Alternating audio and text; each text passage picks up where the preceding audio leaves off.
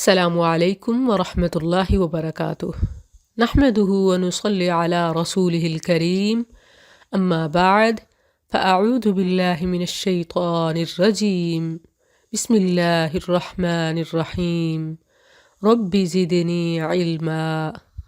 الحمدللہ آج دورہ قرآن میں پارہ نمبر 7 پڑھ رہے ہیں۔ اللہ سبحانہ و تعالی علم نافع، رزق طیب، عمل متقبل نصیب فرمائے۔ وَإِذَا سَمِعُوا، اور جب وہ سنتے ہیں جو رسول کی طرف نازل کیا گیا ہے تو دیکھتا ہے کہ ان کی آنکھیں آنسوؤں سے بہہ رہی ہوتی ہیں، اس وجہ سے کہ انہوں نے حق کو پہچان لیا۔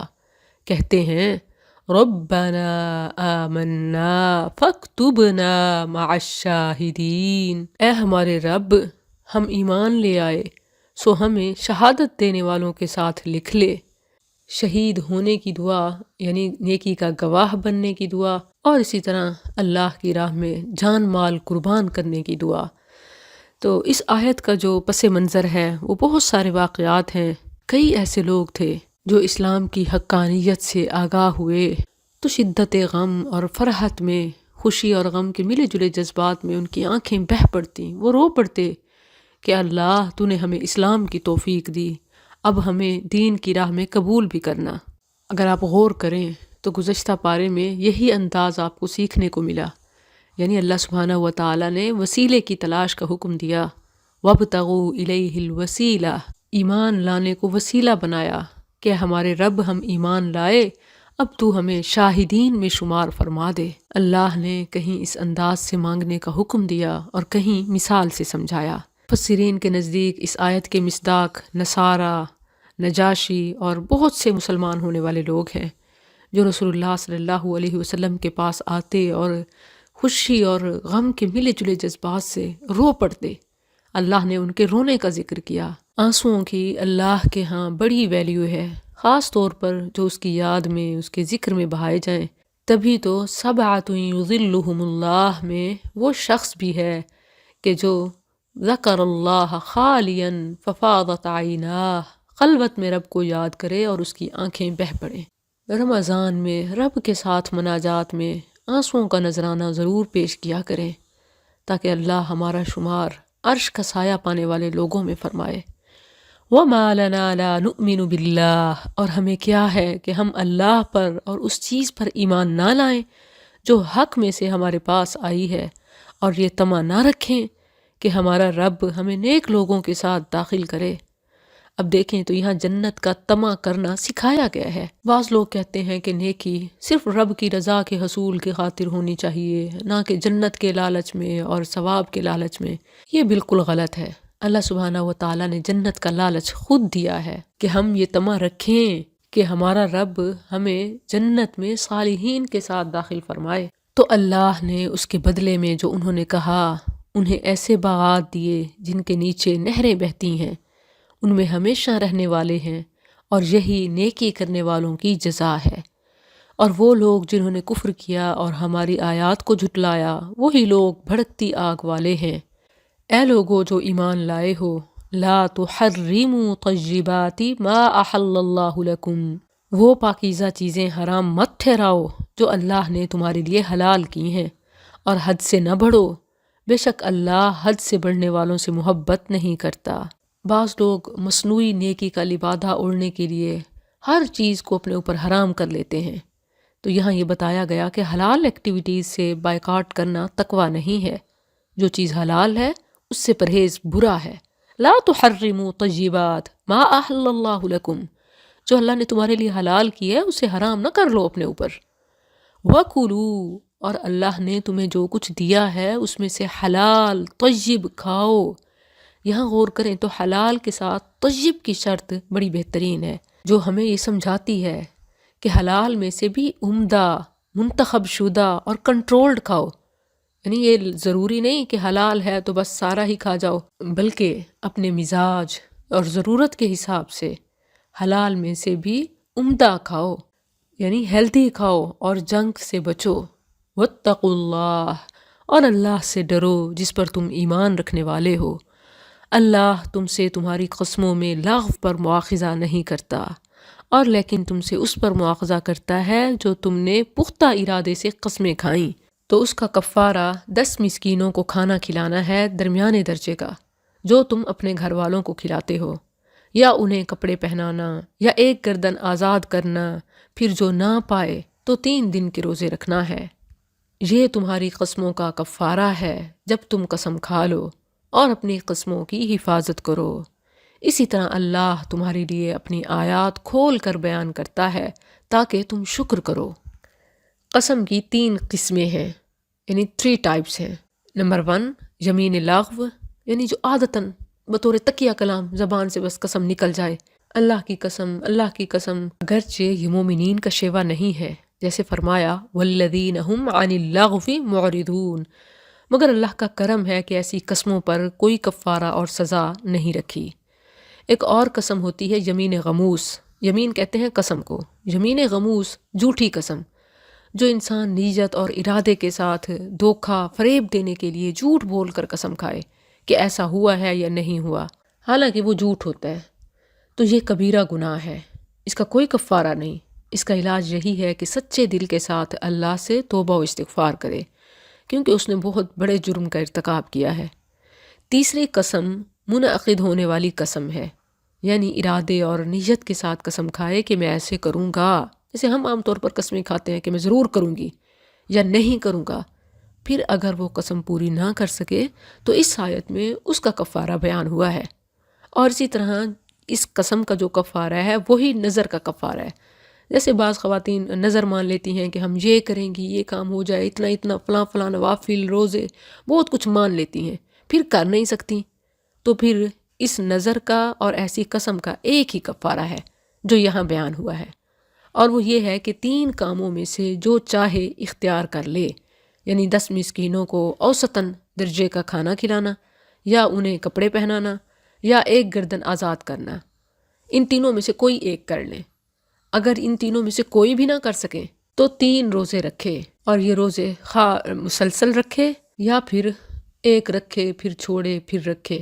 اے لوگو جو ایمان لائے ہو، انما الخمر والمیسر والانصاب والازلام رجس من عمل الشیطان، بات یہی ہے کہ شراب اور جوا اور شرک کے لیے نصب کردہ چیزیں اور فال کے تیر سراسر گندے ہیں، شیطان کے کام ہیں، سو اس سے بچو تاکہ تم فلاح پاؤ۔ یہ شراب کے سلسلے میں تیسرا اور آخری حکم ہے۔ اس سے پہلے اشارتاً سورہ بقرہ اور سورہ نساء میں حرمت آئی، مگر ان دونوں آیات میں قطعی حرمت کا ذکر نہیں تھا۔ اسی لیے عمر بن خطاب رضی اللہ عنہ نے سورہ بقرہ اور سورہ نساء کی آیات نازل ہونے کے بعد کہا، یا اللہ ہمارے لیے شراب کے بارے میں واضح حکم فرما۔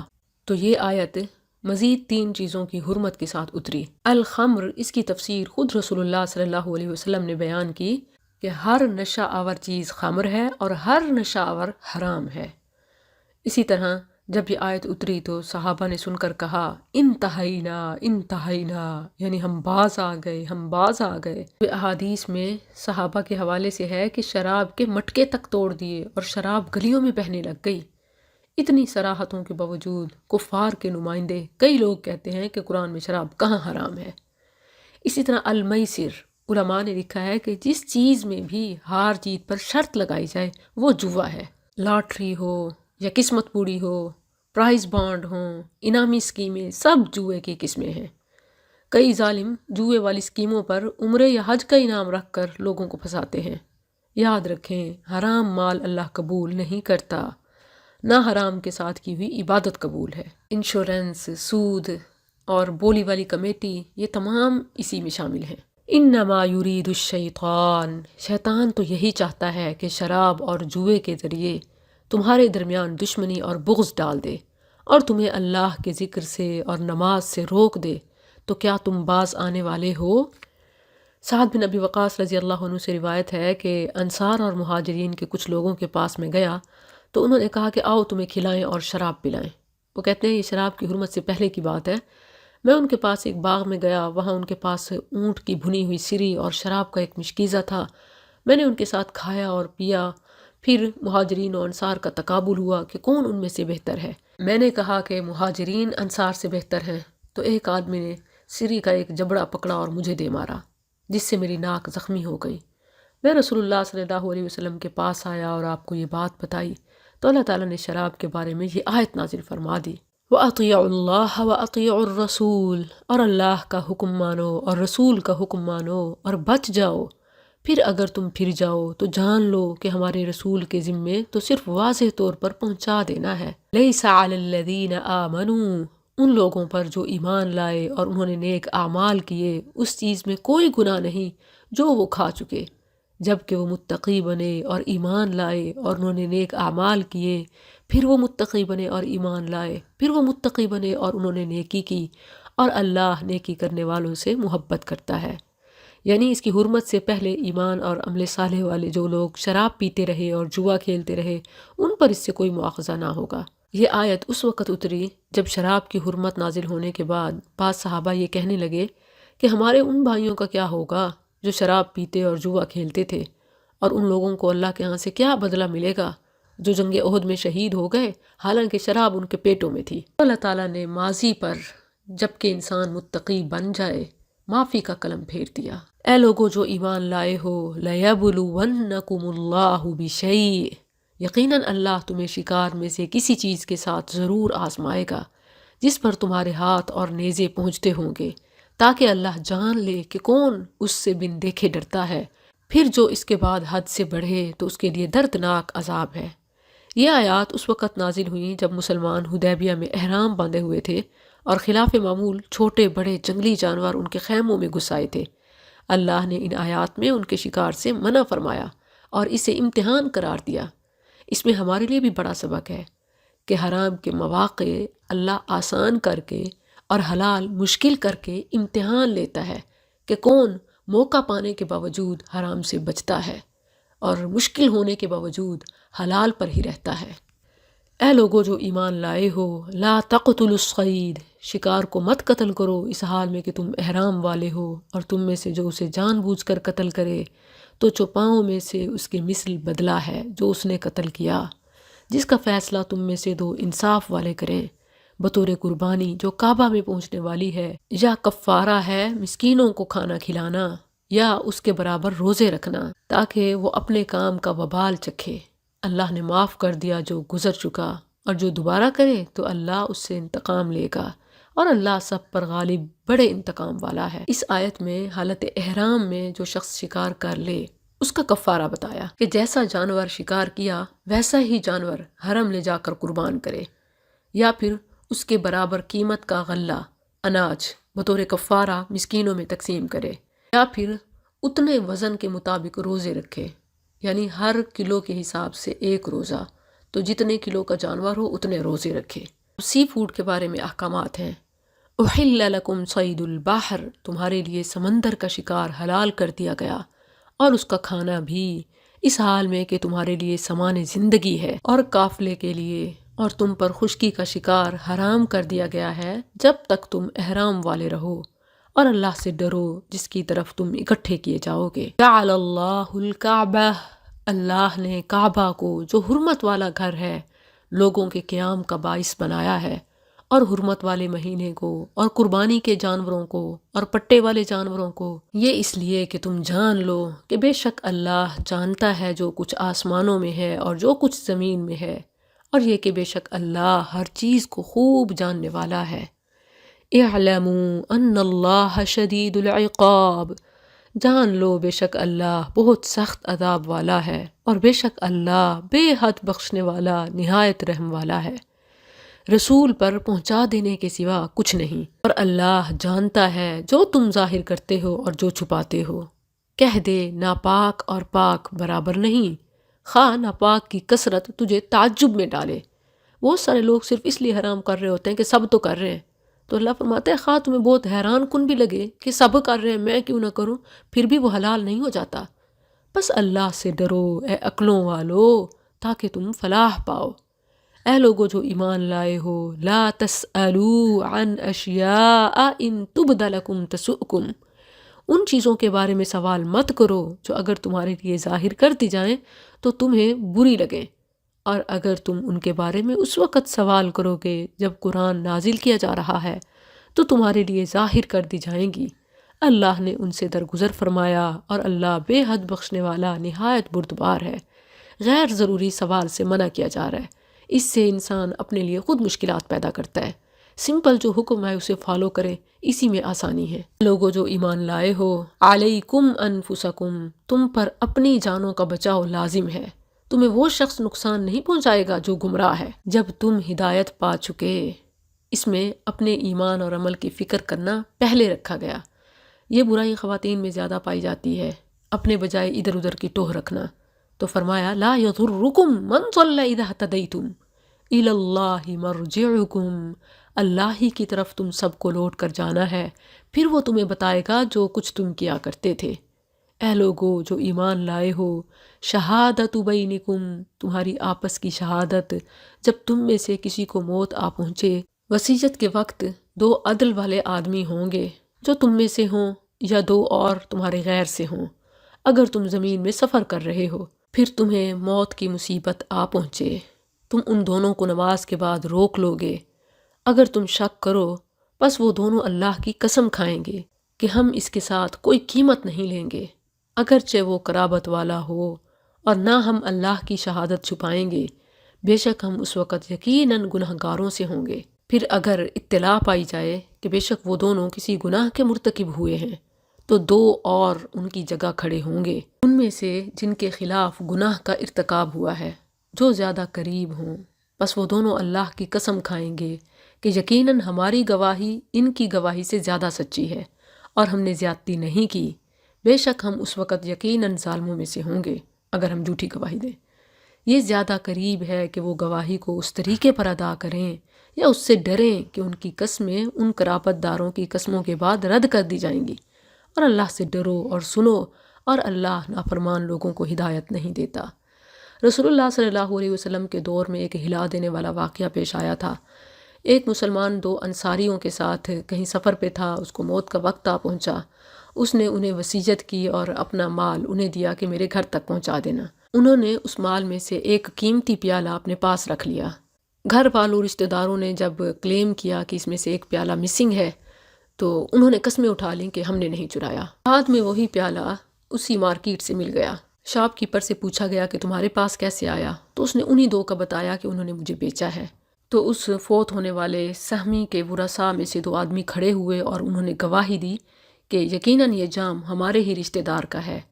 تو انہی کے بارے میں یہ آیت نازل ہوئی کہ اگر کوئی جھوٹی قسم اٹھا کر بچ جائے اور پھر وہ چور یا جھوٹا ثابت ہو جائے، تو جواب قسم سے اس کی قسم کو توڑا جا سکتا ہے، پھر اس کی قسم کا اعتبار نہیں ہوگا، اور جب شواہد ثبوت مل گئے ہیں تو پھر اسے سزا بھی ہوگی۔ یوم یجمع اللہ الرسل، جس دن اللہ رسولوں کو جمع کرے گا، پھر کہے گا تمہیں کیا جواب دیا گیا؟ وہ کہیں گے ہمیں کچھ علم نہیں، بے شک تو ہی چھپی باتوں کو بہت خوب جاننے والا ہے۔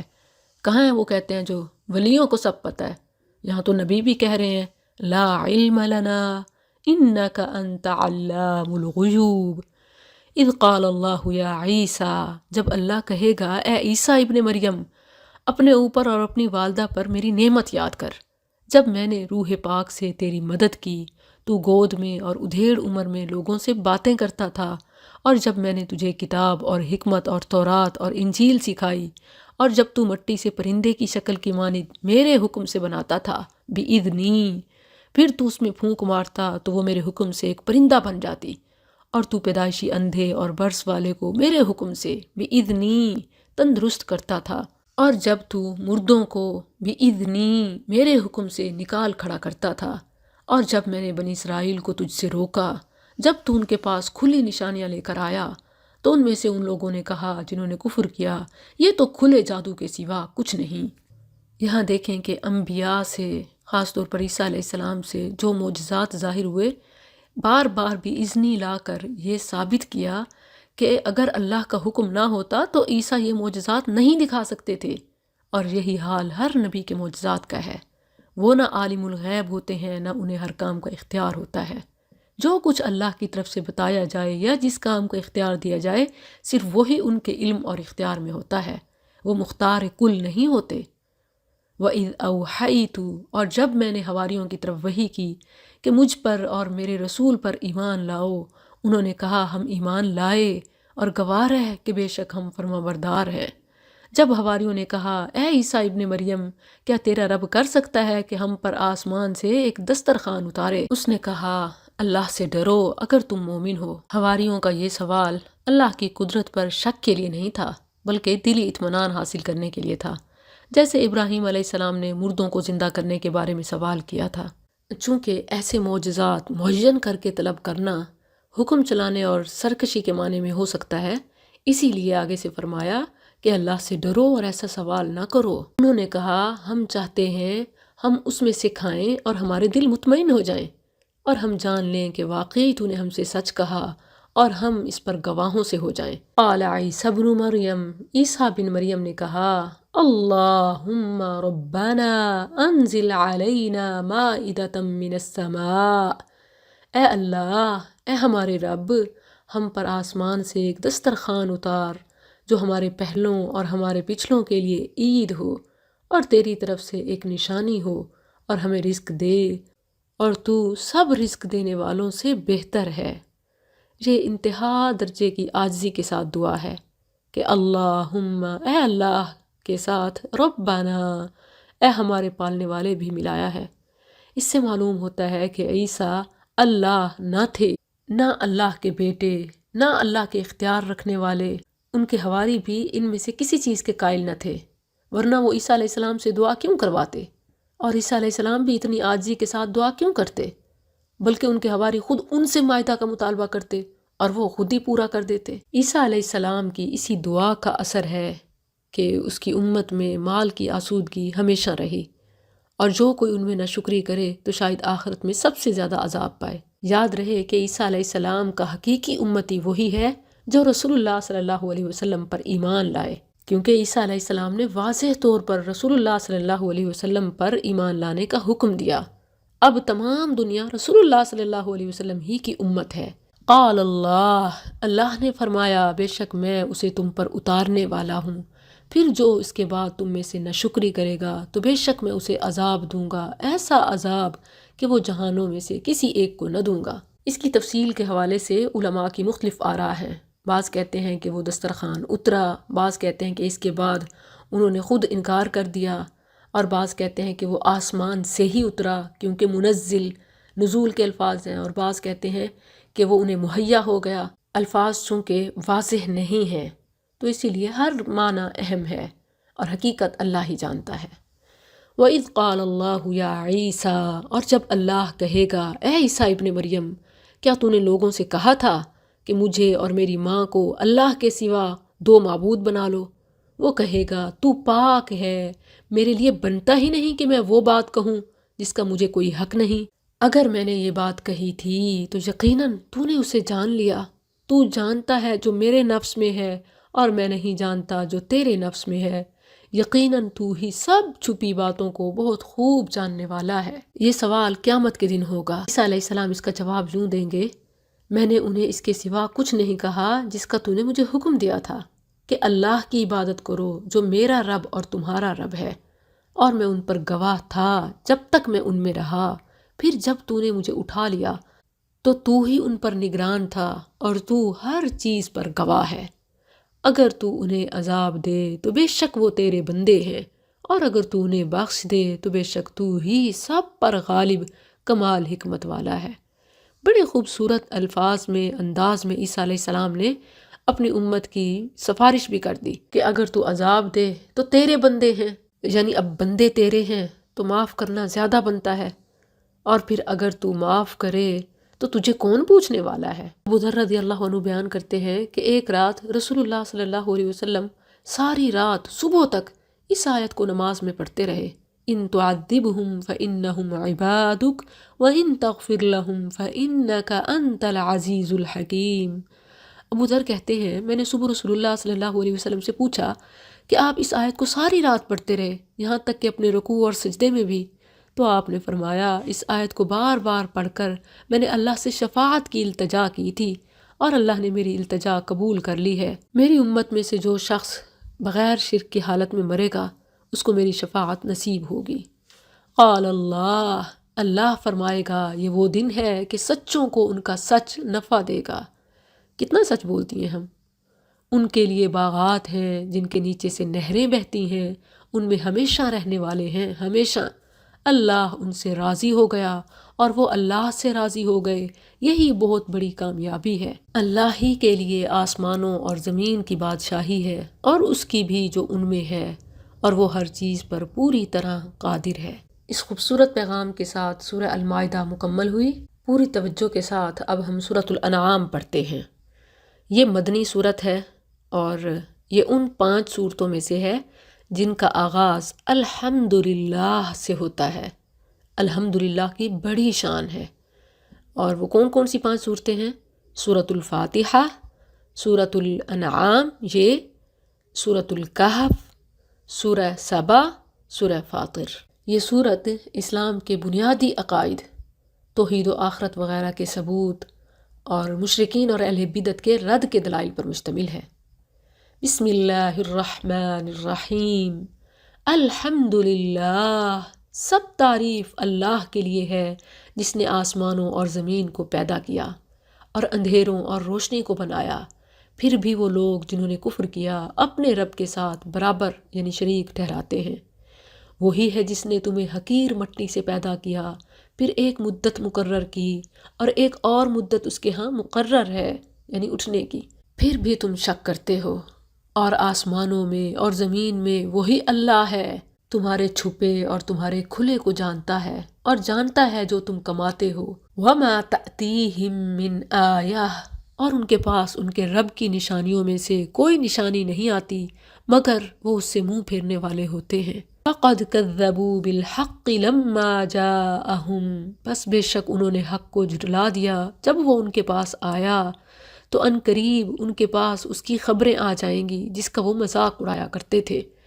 کیا انہوں نے نہیں دیکھا ہم نے ان سے پہلے کتنے زمانوں کے لوگ ہلاک کر دیے جنہیں ہم نے زمین میں وہ اقتدار دیا تھا جو تمہیں نہیں دیا، اور ہم نے ان پر موسلا دھار بارش برسائی اور ہم نے نہریں بنائیں جو ان کے نیچے سے بہتی تھیں، پھر ہم نے انہیں ان کے گناہوں کی وجہ سے ہلاک کر دیا اور ان کے بعد دوسرے زمانے کے لوگ پیدا کر دیے۔ وَلَوْ نَزَّلْنَا عَلَيْكَ كِتَابًا، اور اگر ہم آپ پر کاغذ میں لکھی ہوئی کوئی چیز اتارتے پھر وہ اسے اپنے ہاتھوں سے چھوتے، تو یقیناً وہ لوگ جنہوں نے کفر کیا یہی کہتے کہ یہ تو کھلے جادو کے سوا کچھ نہیں، اور انہوں نے کہا اس پر کوئی فرشتہ کیوں نہ اتارا گیا، اور اگر ہم کوئی فرشتہ اتارتے تو ضرور کام تمام کر دیا جاتا۔ یعنی فرشتے ایسے ہی نہیں اترتے، پھر انکار پر عذاب بھی ساتھ لاتے ہیں، پھر انہیں مہلت نہ دی جاتی۔ اور اگر ہم اسے فرشتہ بناتے تو یقیناً اسے آدمی بناتے، اور ضرور ان پر وہی شبہ ڈالتے جو وہ اپنے آپ پر اور دوسروں پر ڈال رہے ہیں۔ یعنی اگر ان کے مطالبے پر ہم فرشتہ بھیجتے تو اسے تو یہ دیکھ نہ سکتے، پھر اسے بھی انسانی شکل میں ہی بھیجتے، دوبارہ یہ یہی اعتراض کرتے۔ وَلَقَدِ اسْتُهْزِئَ بِرُسُلٍ، اور بلا شبہ یقیناً تجھ سے پہلے کئی رسولوں کا مذاق اڑایا گیا، تو ان لوگوں کو جنہوں نے ان میں سے مذاق اڑایا تھا اس چیز نے گھیر لیا جس کا وہ مذاق اڑاتے تھے، یعنی کہا اپنے اوپر آیا۔ کہہ دے زمین میں چلو پھر دیکھو جھٹلانے والوں کا انجام کیسے ہوا۔ عام طور پر سیر و سیاحت تفریح کے لیے کی جاتی ہے، جبکہ قرآن کریم میں متعدد مقامات پر سیاحت کا مقصد عبرت ہے۔ قُلْ لِمَن مَّا فِي السَّمَاوَاتِ وَالْأَرْضِ، کہہ کس کا ہے جو کچھ آسمانوں اور زمین میں ہے، کہہ اللہ کا ہے، اس نے اپنے آپ پر رحم کرنا لکھ دیا ہے، یقیناً وہ تمہیں قیامت کے دن کی طرف لے جا کر ضرور جمع کرے گا جس میں کوئی شک نہیں۔ وہ لوگ جنہوں نے اپنے آپ کو خسارے میں ڈالا سو وہی ایمان نہیں لاتے۔ وَلَهُ مَا سَكَنَ فِي اللَّيْلِ وَالنَّهَارِ، اور اسی کا ہے جو کچھ رات اور دن میں ٹھہرا ہوا ہے، اور وہی سب کچھ سننے والا سب کچھ جاننے والا ہے۔ قُلْ أَغَيْرَ اللَّهِ أَتَّخِذُ وَلِيًّا، کہہ دے کیا میں اللہ کے سوا کوئی مالک بناؤں جو آسمانوں اور زمین کو پیدا کرنے والا ہے، حالانکہ وہ کھلاتا ہے اور اسے نہیں کھلایا جاتا۔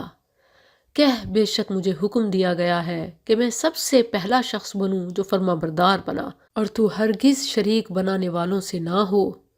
قُلْ إِنِّي أَخَافُ إِنْ عَصَيْتُ رَبِّي عَذَابَ يَوْمٍ عَظِيمٍ، کہہ دے اگر میں اپنے رب کی نافرمانی کروں تو بے شک میں ایک بڑے دن کے عذاب سے ڈرتا ہوں۔ رسول اللہ صلی اللہ علیہ وسلم کی زبان سے یہ اعلان کروا کر دوسرے سب لوگوں کو بتایا گیا کہ اگر بفرض محال ہمارے معصوم اور سب سے زیادہ نیک بندے سے بھی نافرمانی کا ارتکاب ہو جائے تو وہ بھی ہمارے عذاب سے نہیں بچ سکتا۔ جب نبیوں سے یہ کہلوایا گیا کہ نافرمانی کی صورت میں وہ اپنے آپ کو بھی نہیں بچا سکتے، تو لوگ ولیوں سے یہ کیسے امید لگا لیتے ہیں کہ وہ خود دوسروں کو بھی بچا لیں گے، یعنی مریدوں کو۔ من یصرف عنہ، جس شخص سے اس دن وہ ہٹا لیا جائے گا تو یقیناً اس نے اس پر رحم کر دیا، یعنی جو بچے گا تو صرف اللہ ہی کے رحم سے، اور یہی کھلی کامیابی ہے۔ وَإِن يَمْسَسْكَ اللَّهُ بِضُرٍّ، اور اگر اللہ تجھے کوئی تکلیف پہنچائے تو اس کے سوا کوئی اسے دور کرنے والا نہیں۔ اب دیکھیں، لوگ کہتے ہیں فلاں کی بندش، فلاں دشمن، فلاں رشتہ دار، فلاں ہمسایہ، اور پھر دوسرے لوگوں کے ہی پاس جا رہے ہوتے ہیں کہ وہ بندش کھولے۔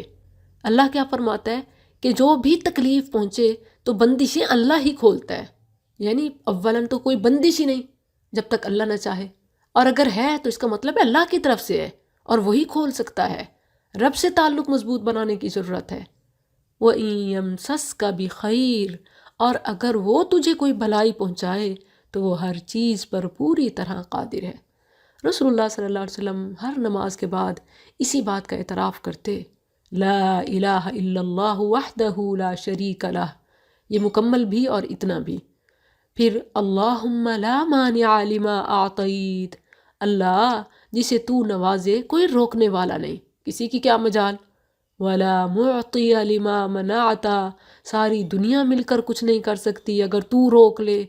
ولا ينفع ذا الجد منك الجد، کسی کے کوئی اثر و رسوخ تعلقات کام نہیں آتے۔ وهو القاہر فوق عباده وهو الحکیم الخبیر، اور وہی اپنے بندوں پر غالب ہے اور وہی کمال حکمت والا، ہر چیز کی خبر رکھنے والا ہے۔ کہہ کون سی چیز گواہی میں سب سے بڑی ہے؟ کہہ اللہ میرے درمیان اور تمہارے درمیان گواہ ہے، اور میری طرف یہ قرآن وحی کیا گیا ہے تاکہ میں تمہیں اس کے ساتھ ڈراؤں اور اسے بھی جس تک یہ پہنچے۔ کیا بے شک تم واقعی گواہی دیتے ہو کہ بے شک اللہ کے سوا کچھ اور معبود بھی ہیں؟ کوئی پروف ہے؟ فلاں کو اللہ نے یہ سند دے رکھی ہے کہ وہ جس کو چاہیں جتنوں کو چاہیں چھڑا لیں یا نواز دیں۔ قل لا شہد، اے نبی آپ کہہ دیجئے کہ میں یہ گواہی نہیں دیتا۔ قل انما هو الہ واحد، کہہ دے وہ تو صرف ایک ہی معبود ہے، اور بے شک میں اس سے بری ہوں جو تم شریک ٹھہراتے ہو۔ وہ لوگ جنہیں ہم نے کتاب دی وہ اسے پہچانتے ہیں جیسے وہ اپنے بیٹوں کو پہچانتے ہیں۔ وہ لوگ جنہوں نے اپنے آپ کو خسارے میں ڈالا سو وہ ایمان نہیں لاتے۔ اور اس سے زیادہ ظالم کون ہے جس نے اللہ پر کوئی جھوٹ باندھا یا اس کی آیات کو جھٹلایا؟ بے شک حقیقت یہ ہے کہ ظالم لوگ فلاح نہیں پاتے۔ جو بھی قرآن کو نہیں مانتا، اسلام کو فالو نہیں کرتا، اس کے اپنے دل کا فطور اور ظلم ہے، وگرنہ اس میں کوئی ایسی چیز ہے ہی نہیں جو سمجھ نہ آئے، کوئی مشکل ہے ہی نہیں کہ بندہ رب کو نہ پہچان سکے۔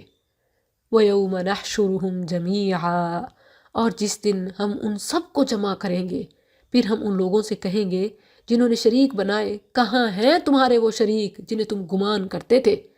پھر ان کا فریب اس کے سوا کچھ نہ ہوگا کہ کہیں گے اللہ کی قسم واللہ ربنا ما کننا مشرکین، اللہ کی قسم جو ہمارا رب ہے ہم شریک بنانے والے نہ تھے۔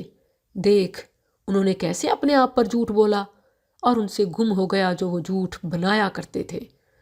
اور ان میں سے کچھ وہ ہیں جو تیری طرف کان لگاتے ہیں، اور ہم نے ان کے دلوں پر پردے ڈال دیے اس سے کہ وہ اسے سمجھیں، اور ان کے کانوں میں بوجھ رکھ دیا ہے، اور اگر وہ ہر نشانی دیکھ لیں اس پر ایمان نہیں لائیں گے۔ یہاں تک کہ جب تیرے پاس جھگڑتے ہوئے آتے ہیں تو وہ لوگ جنہوں نے کفر کیا کہتے ہیں یہ پہلے لوگوں کی فرضی کہانیوں کے سوا کچھ نہیں، چونکہ وہ سننا نہیں چاہتے، الٹا ایسے بکتے ہیں تو اللہ نے بھی انہیں ہدایت سے محروم ہی کر دیا، اور وہ اس سے روکتے ہیں اور وہ اس سے دور رہتے ہیں، اور وہ اپنے سوا کسی کو ہلاک نہیں کر رہے اور نہیں سمجھتے۔ اور کاش تو دیکھے جب وہ آگ پر کھڑے کیے جائیں گے تو کہیں گے اے کاش ہم واپس بھیجے جائیں اور اپنے رب کی آیات کو نہ جھٹلائیں اور ایمان والوں میں سے ہو جائیں، بلکہ ان کے لیے ظاہر ہو گیا جو وہ اس سے پہلے چھپاتے تھے۔ اور اگر انہیں واپس بھیج دیا جائے تو ضرور پھر وہی کریں گے جس سے انہیں منع کیا گیا تھا، اور بلا شبہ وہ یقیناً جھوٹے ہیں۔ اور انہوں نے کہا نہیں ہے یہ زندگی مگر ہماری دنیا کی زندگی، اور ہم ہرگز اٹھائے جانے والے نہیں۔ اور کاش تو دیکھے جب وہ اپنے رب کے سامنے کھڑے کیے جائیں گے، وہ فرمائے گا کیا یہ حق نہیں؟ کہیں گے بلا وربنا، کیوں نہیں، ہمارے رب کی قسم۔ فرمائے گا پھر چکھو عذاب اس کے بدلے جو تم کفر کیا کرتے تھے۔ قد خسر الذین کذبوا بلقاء اللہ، یقیناً خسارے میں رہے وہ لوگ جنہوں نے اللہ کی ملاقات کو جھٹلایا، یہاں تک کہ جب ان کے پاس قیامت اچانک آ پہنچے گی کہیں گے ہائے ہمارا افسوس، یا حسرتنا علی ما فرطنا فیہا، اس پر جو ہم نے اس میں کوتاہی کی، اور وہ اپنے بوجھ اپنی پشتوں پر اٹھائیں گے۔ سن لو برا ہے جو وہ بوجھ اٹھائیں گے، اور دنیا کی زندگی کھیل اور دل لگی کے سوا کچھ نہیں، اور یقیناً آخرت کا گھر ان لوگوں کے لیے بہتر ہے جو ڈرتے ہیں۔ افلا تعقلون، تو کیا تم نہیں سمجھتے؟ بے شک ہم جانتے ہیں کہ بے شک حقیقت یہ ہے کہ یقیناً تجھے وہ بات غمگین کرتی ہے جو وہ کہتے ہیں، تو بے شک وہ تجھے نہیں جھٹلاتے، اور لیکن وہ ظالم اللہ کی آیات ہی کا انکار کرتے ہیں۔ رسول اللہ صلی اللہ علیہ وسلم کو تو کفار و مشرکین صادق و امین مانتے تھے، اختلاف تو انہیں اللہ کی آیات اور توحید پر تھا۔ وَلَقَدْ كُذِّبَتْ، اور بلا شبہ یقیناً تجھ سے پہلے کئی رسول جھٹلائے گئے، تو انہوں نے اس پر صبر کیا، وہ جھٹلائے گئے اور ایذا دیے گئے یہاں تک کہ ان کے پاس ہماری مدد آ گئی، اور کوئی اللہ کی باتوں کو بدلنے والا نہیں، یعنی وعدے ضرور پورے ہوں گے۔ اور بلا شبہ یقیناً تیرے پاس ان رسولوں کی کچھ خبریں آئی ہیں، یعنی آپ کے سامنے تو نبیوں کی موٹیویشنل سٹوریز ہیں، پھر آپ پریشان نہ ہو۔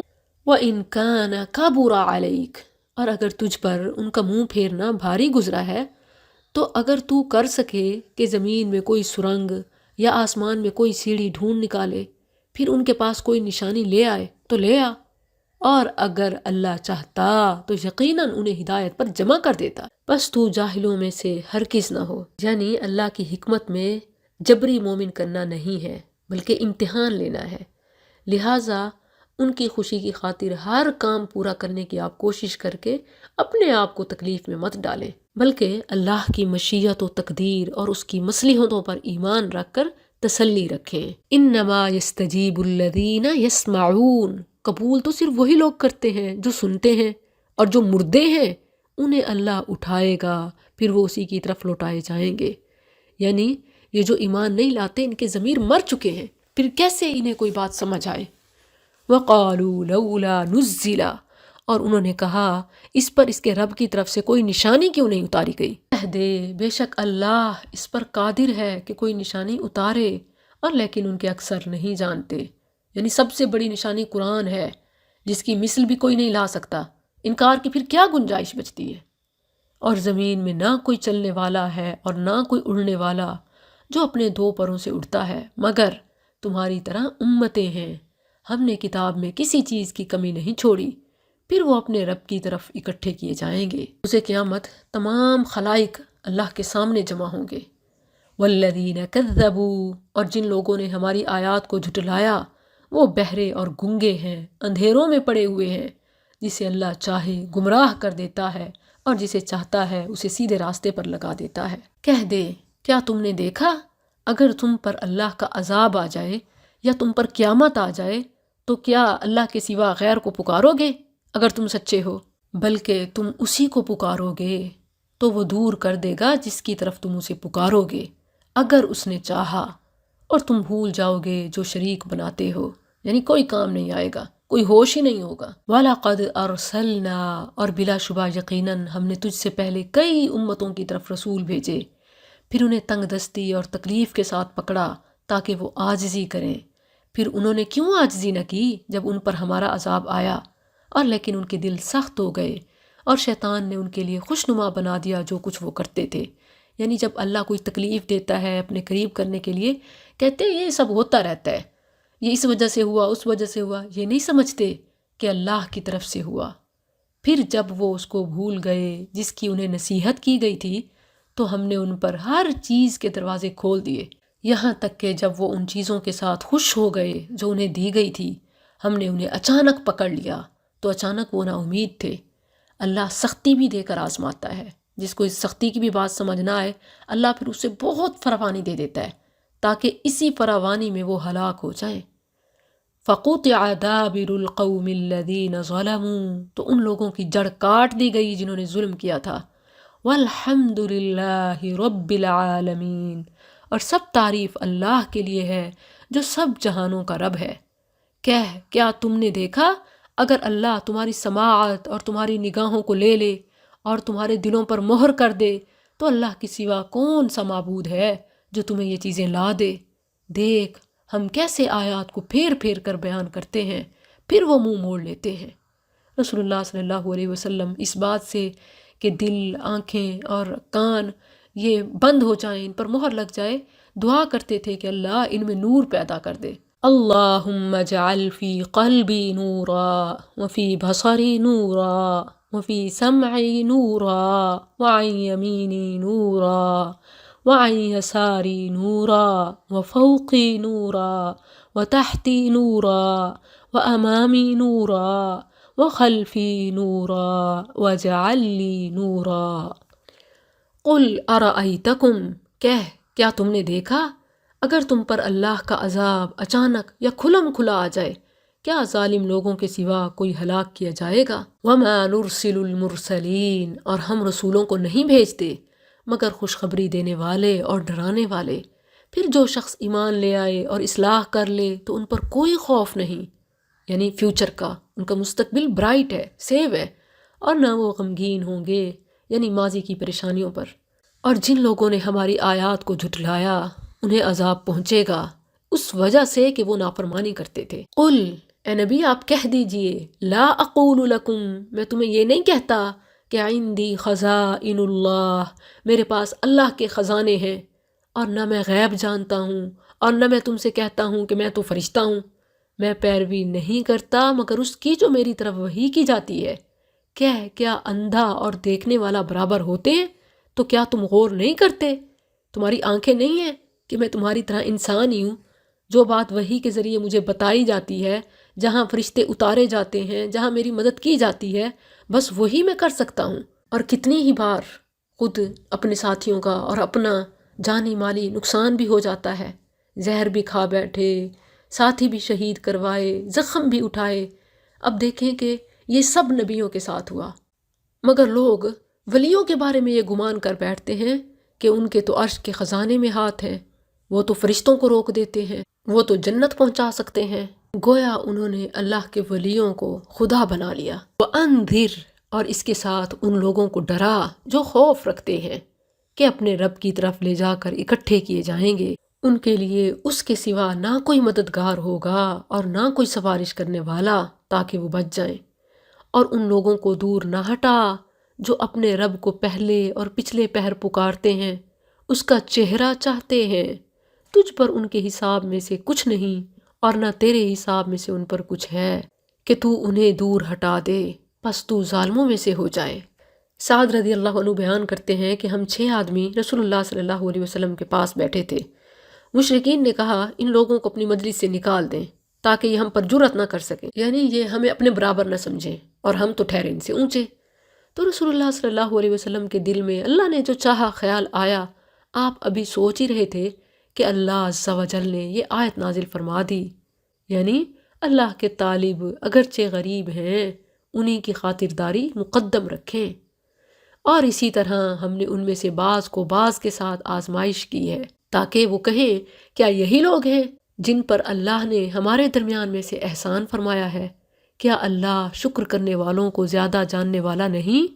اور جب تیرے پاس وہ لوگ آئیں گے جو ہماری آیات پر ایمان رکھتے ہیں تو کہہ سلام ہے تم پر، سلام علیکم کتب ربکم علی نفسہ الرحمہ، سلام ہے تم پر، تمہارے رب نے رحم کرنا اپنے اوپر لازم کر لیا ہے۔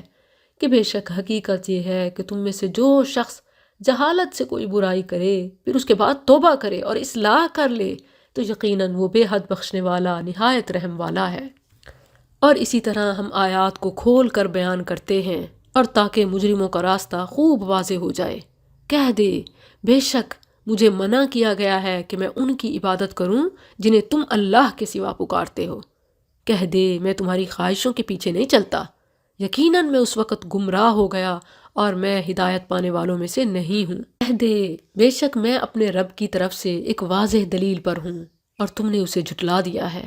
میرے پاس وہ چیز نہیں ہے جسے تم جلدی مانگ رہے ہو، فیصلہ اللہ کے سوا کسی کے اختیار میں نہیں۔ وہ حق بیان کرتا ہے اور وہی فیصلہ کرنے والوں میں سب سے بہتر ہے۔ کہہ دے اگر واقعی میرے پاس وہ چیز ہوتی جو تم جلدی مانگ رہے ہو تو میرے درمیان اور تمہارے درمیان معاملے کا ضرور فیصلہ کر دیا جاتا، یعنی جو تم کہتے ہو کہ عذاب لے آ، یہ میرے بس میں تو نہیں ہے۔ اور اللہ ظالموں کو زیادہ جاننے والا ہے، اور اسی کے پاس غیب کی چابیاں ہیں، مگر لوگ تو نہیں مانتے۔ نام نہاد مسلمان بھی کہہ دیتے ہیں کہ فلاں گنج العرش، فلاں غریب نواز، فلاں سخی سرور، لا یعلمها الا ہو، انہیں اس کے سوا کوئی نہیں جانتا، اور وہ جانتا ہے جو کچھ خشکی اور سمندر میں ہے، اور کوئی پتا نہیں گرتا مگر وہ اسے جانتا ہے، اور زمین کے اندھیروں میں کوئی دانہ نہیں، اور نہ کوئی تر ہے اور نہ خشک، مگر وہ ایک واضح کتاب میں ہے، یعنی سب کا ریکارڈ لوح محفوظ میں درج ہے۔ وَهُوَ الَّذِي يَتَوَفَّاكُمْ، اور وہی ہے جو تمہیں رات کو قبض کر لیتا ہے، اور جانتا ہے جو کچھ تم نے دن میں کمایا، پھر وہ تمہیں اس میں اٹھا دیتا ہے تاکہ مقرر مدت پوری کی جائے، پھر اسی کی طرف تمہارا لوٹنا ہے، پھر وہ تمہیں بتائے گا جو کچھ تم کیا کرتے تھے۔ ہر رات کو جب انسان سوتا ہے تو گویا روح قبض ہو جاتی ہے، پھر جس کی اللہ چاہتا ہے بھیج دیتا ہے اور جس کی چاہتا ہے روک لیتا ہے۔ اسی بنا پر رسول اللہ صلی اللہ علیہ وسلم سونے سے پہلے یہ دعا مانگ لیا کرتے تھے، بسمک ربی وضعت جنبی وبک ارفعہ ان امسکت نفسی فارحمها وان ارسلتها فاحفظها بما تحفظ به عبادك الصالحین، یعنی اللہ تیرے نام کے ساتھ میں سو رہا ہوں، لیٹ رہا ہوں، اگر میری روح کو قبض کر لے تو اس پر رحم کرنا، اور اگر بھیج دے تو اس کی حفاظت کرنا۔ هو القاہر فوق عبادہ، اور وہی اپنے بندوں پر غالب ہے اور وہ تم پر کئی محافظ بھیجتا ہے، یہاں تک کہ جب تمہارے کسی ایک کو موت آتی ہے اسے ہمارے بھیجے ہوئے قبض کر لیتے ہیں اور وہ کوتاہی نہیں کرتے، پھر وہ اللہ کی طرف لوٹائے جائیں گے جو ان کا سچا مالک ہے۔ سن لو اسی کا حکم ہے اور وہی حساب لینے والوں سے زیادہ جلد حساب لینے والا ہے۔ کہہ کون تمہیں خشکی اور سمندر کے اندھیروں سے نجات دیتا ہے؟ تم اسے گڑ گڑا کر اور خفیہ طریقے سے پکارتے ہو کہ بے شک اگر وہ ہمیں اس سے نجات دے دے تو ہم ضرور شکر کرنے والوں سے ہو جائیں گے۔ کہہ دے اللہ تمہیں اس سے نجات دیتا ہے اور ہر بے قراری سے، پھر تم شریک بناتے ہو۔ کتنی ہی بار ہم یہ وعدہ کرتے ہیں کہ اللہ اس بار بچا لے، پھر گناہ نہیں کریں گے، مگر پھر وہی پرانی روٹین پہ آ جاتے ہیں۔ قل هو القادر، کہہ دے وہی اس پر قادر ہے کہ تم پر تمہارے اوپر سے عذاب بھیج دے، یا تمہارے پاؤں کے نیچے سے، یا تمہیں مختلف گروہ بنا کر گتھم گتھا کر دے، اور تمہارے باز کو باز کی لڑائی کا مزہ چکھائے۔ دیکھ ہم کیسے آیات کو پھیر پھیر کر بیان کرتے ہیں تاکہ وہ سمجھیں۔ انسانوں کے ہی ہاتھوں اللہ انسان کی زندگی مشکل بناتا ہے، کسی کے رشتہ دار، کسی کے گھر والے، تو سوچنا چاہیے کہ کیا گناہ ہے کہ جس کی بنا پر اس نے ان رشتوں کو ہمارے اوپر مسلط کر دیا۔ وَكَذَّبَ بِهِ قَوْمُكَ، اور اسے تیری قوم نے جھٹلا دیا، حالانکہ وہی حق ہے۔ کہہ دے میں ہرگز تم پر کوئی نگہبان نہیں، ہر خبر کے لیے واقع ہونے کا ایک وقت ہے اور تم عنقریب جان لوگے۔ وَإِذَا رَأَيْتَ الَّذِينَ، اور جب تو ان لوگوں کو دیکھے جو ہماری آیات کے بارے میں فضول بحث کرتے ہیں تو ان سے کنارہ کر۔ یہ آج کل سکولز، کالجز، یونیورسٹیز اور پبلک پلیسز میں عام ہو گیا ہے، ایسے لوگوں سے ایوائڈ کرنا چاہیے۔ اور اگر کبھی شیطان تجھے ضرور ہی بھلا دے تو یاد آنے کے بعد ایسے ظالموں کے ساتھ مت بیٹھ، اور ان لوگوں کے ذمے جو بچتے ہیں ان کے حساب میں سے کوئی چیز نہیں، اور لیکن یاد دہانی ہے، یعنی انہیں خبردار کر دینا چاہیے کہ یو آر رانگ، تاکہ وہ بچ جائیں۔ اور ان لوگوں کو چھوڑ دے جنہوں نے اپنے دین کو کھیل اور دل لگی بنا لیا اور انہیں دنیا کی زندگی نے دھوکہ دیا، اور اس کے ساتھ نصیحت کر کہ کہیں کوئی جان اس کے بدلے ہلاکت میں نہ ڈال دی جائے جو اس نے کمایا۔ اس کے لیے اللہ کے سوا نہ کوئی مددگار ہو اور نہ کوئی سفارش کرنے والا، اور اگر وہ فدیہ دے، ہر فدیہ، تو اس سے نہ لیا جائے۔ یہی لوگ ہیں جو ہلاکت کے سپرد کیے گئے، اس کے بدلے جو انہوں نے کمایا ان کے لیے گرم پانی سے پینا اور دردناک عذاب ہے، اس وجہ سے کہ وہ کفر کرتے تھے۔ کہہ دے کیا ہم اللہ کے سوا اس کو پکارے جو نہ ہمیں نفع دے اور نہ ہمیں نقصان دے، اور ہم اپنی ایڑیوں پر پھیر دیے جائیں، اس کے بعد کہ اللہ نے ہمیں ہدایت دی ہے، اس شخص کی طرح جسے شیطانوں نے زمین میں بہکا دیا، اس حال میں کہ حیران ہے۔ اسی کے کچھ ساتھی ہیں جو اسے سیدھے راستے کی طرف بلا رہے ہیں کہ ہمارے پاس چلا آ۔ کہہ دے بے شک اللہ کا بتایا ہوا راستہ ہی اصل راستہ ہے، اور ہمیں حکم دیا گیا ہے کہ ہم جہانوں کے رب کے فرما بردار بن جائیں، اور یہ کہ نماز قائم کرو اور اس سے ڈرو، اور وہی ہے جس کی طرف تم اکٹھے کیے جاؤ گے، اور وہی ہے جس نے آسمانوں اور زمین کو حق کے ساتھ پیدا کیا، اور جس دن کہے گا ہو جا تو وہ ہو جائے گا، اسی کی بات ہی سچی ہے، اور اسی کی بادشاہی ہوگی جس دن سور میں پھونکا جائے گا۔ غیب اور حاضر کو جاننے والا ہے، اور وہی کمال حکمت والا پوری خبر رکھنے والا ہے۔ وَإِذْ قَالَ إِبْرَاهِيمُ لِأَبِيهِ، اور جب ابراہیم نے اپنے باپ آزر سے کہا کیا تو بتوں کو معبود بناتا ہے؟ بے شک میں تجھے اور تیری قوم کو کھلی گمراہی میں دیکھتا ہوں۔ اب توحید کے سب سے بڑے داعی کی مثال بیان کی جا رہی ہے کہ کیسے اپنے باپ اور اپنی قوم سے اللہ کی خاطر بیزار ہو گیا۔ یہاں ابراہیم علیہ السلام کے والد کا نام آزر بتایا جا رہا ہے۔ بعض لوگ کہتے ہیں کہ یہ والد نہیں بلکہ چچا تھا، یہ بالکل بلا دلیل ہے۔ جب جو لفظ واضح آ جائے اس کا جو ترجمہ ہے اسی پر ایمان رکھنا چاہیے۔ وَكَذَلِكَ نُرِي إِبْرَاهِيمَ، اور اسی طرح ہم ابراہیم کو آسمانوں اور زمین کی عظیم سلطنت دکھاتے تھے، اور تاکہ وہ کامل یقین والوں سے ہو جائے۔ تو جب اس پر رات چھا گئی تو اس نے ایک ستارہ دیکھا، کہنے لگا یہ میرا رب ہے۔ پھر جب وہ غروب ہو گیا تو اس نے کہا میں غروب ہونے والوں سے محبت نہیں کرتا۔ پھر جب اس نے چاند کو چمکتا ہوا دیکھا کہا ہذا ربی، یہ میرا رب ہے۔ پھر جب وہ غروب ہو گیا تو اس نے کہا بلا شبہ اگر میرے رب نے مجھے ہدایت نہ دی تو یقیناً میں ضرور گمراہ لوگوں میں سے ہو جاؤں گا۔ پھر جب اس نے سورج کو چمکتا ہوا دیکھا تو کہا ہذا ربی ہذا اکبر، یہ میرا رب ہے، یہ سب سے بڑا ہے۔ پھر جب وہ غروب ہو گیا تو کہنے لگا یا قوم انی بریء مما تشرکون، اے میری قوم بے شک میں اس سے بری ہوں جو تم شریک بناتے ہو۔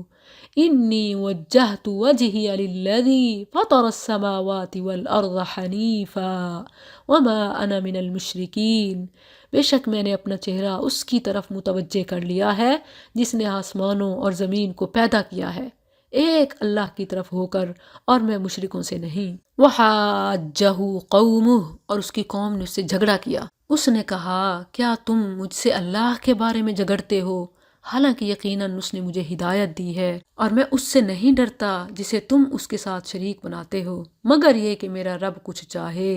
میرے رب نے ہر چیز کا احاطہ علم سے کر رکھا ہے، تو کیا تم نصیحت حاصل نہیں کرتے؟ بعض لوگ کہتے ہیں کہ ابراہیم علیہ السلام نے اپنا رب ڈھونڈنے کے لیے غور و فکر کے یہ مراحل طے کیے اور آخرکار اللہ تک پہنچ گئے، حالانکہ ان آیات میں صاف ذکر ہے کہ قوم کی مجلس میں یہ سب باتیں ہوئیں جن کے ساتھ ابراہیم علیہ السلام نے قوم کو لاجواب کیا۔ جیسے انہوں نے سارے بتوں کو توڑ کر انہیں کہا کہ اب بتوں سے پوچھو، اگر واقعی یہ تمہاری سنتے ہیں، پوری کرتے ہیں، تو یہ ایک بت بڑا بچہ ہے، پوچھ لو اس سے، ان کانوا ینطقون، اگر وہ بول سکتے ہیں۔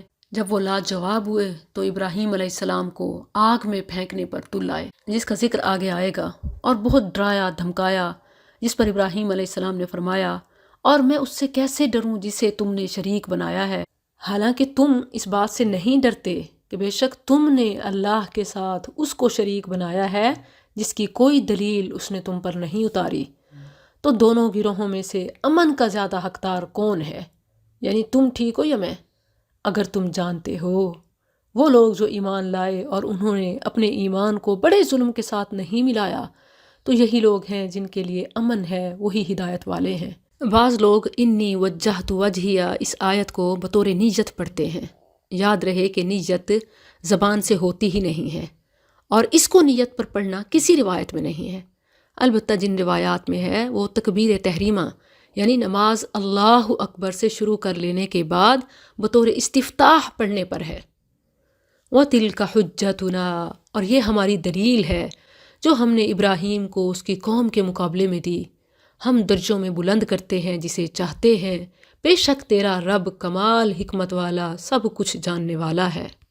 اور ہم نے اسے اسحاق اور یعقوب عطا کیے، ان سب کو ہدایت دی، اور اس سے پہلے نوح کو ہدایت دی، اور اس کی اولاد میں سے داؤد اور سلیمان اور ایوب اور یوسف اور موسیٰ اور ہارون کو، اور اسی طرح ہم نیکی کرنے والوں کو جزا دیتے ہیں، اور زکریا اور یحییٰ اور عیسیٰ اور الیاس کو، سب نیک لوگوں میں سے تھے، اور اسماعیل اور الیسع اور یونس اور لوط کو، اور ان سب کو جہانوں پر فضیلت دی، اور ان کے باپ دادا اور ان کی اولادوں اور ان کے بھائیوں میں سے بعض کو بھی، اور ہم نے چنا اور انہیں سیدھے راستے کی طرف ہدایت دی۔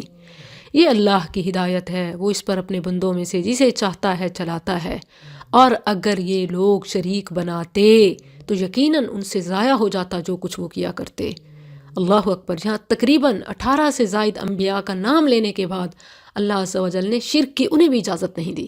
یہی وہ لوگ ہیں جنہیں ہم نے کتاب اور حکم اور نبوت عطا کی، پھر اگر یہ لوگ ان باتوں کا انکار کریں تو ہم نے ان کے لیے ایسے لوگ مقرر کیے ہیں جو کسی صورت ان کا انکار کرنے والے نہیں۔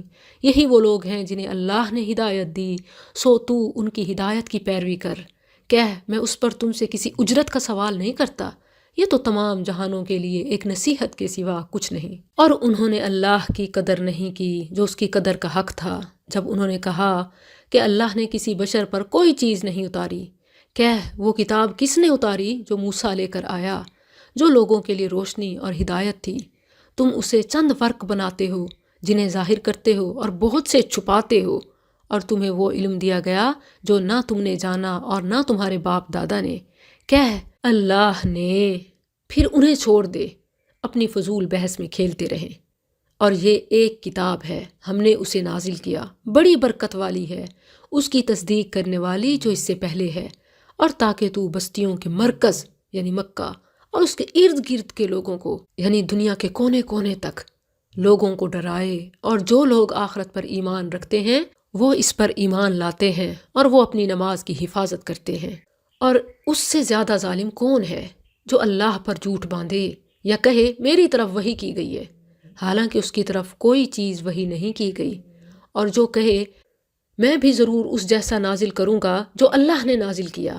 اور کاش تو دیکھے جب ظالم لوگ موت کی سختیوں میں ہوتے ہیں اور فرشتے اپنے ہاتھ پھیلائے ہوئے ہوتے ہیں، نکالو اپنی جانیں، آج تمہیں ذلت کا عذاب دیا جائے گا اس کے بدلے جو تم اللہ پر ناحق باتیں کہتے تھے اور تم اس کی آیتوں سے تکبر کرتے تھے، اور بلا شبہ یقیناً تم ہمارے پاس اکیلے اکیلے آئے ہو جیسے ہم نے تمہیں پہلی بار پیدا کیا تھا، اور اپنی پیٹھوں کے پیچھے چھوڑ آئے ہو جو کچھ ہم نے تمہیں دیا تھا، اور ہم تمہارے ساتھ تمہاری وہ سفارش کرنے والے نہیں دیکھتے جنہیں تم نے گمان کیا تھا کہ بے شک وہ تم میں حصے دار ہیں، بلا شبہ یقیناً تمہارا آپس کا رشتہ کٹ گیا اور تم سے گم ہو گیا جو کچھ تم گمان کیا کرتے تھے۔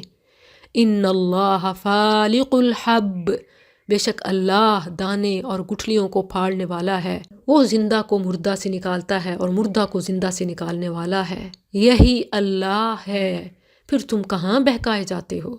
صبح کو پھاڑ نکالنے والا ہے، اور اس نے رات کو آرام اور سورج اور چاند کو حساب کا ذریعہ بنایا، یہ اس زبردست غالب سب کچھ جاننے والے کا مقرر کردہ اندازہ ہے۔ اور وہی ہے جس نے تمہارے لیے ستارے بنائے تاکہ تم ان کے ساتھ خشکی اور سمندر کے اندھیروں میں راستہ معلوم کرو، بے شک ہم نے ان لوگوں کے لیے کھول کر نشانیاں بیان کر دی ہیں جو جانتے ہیں۔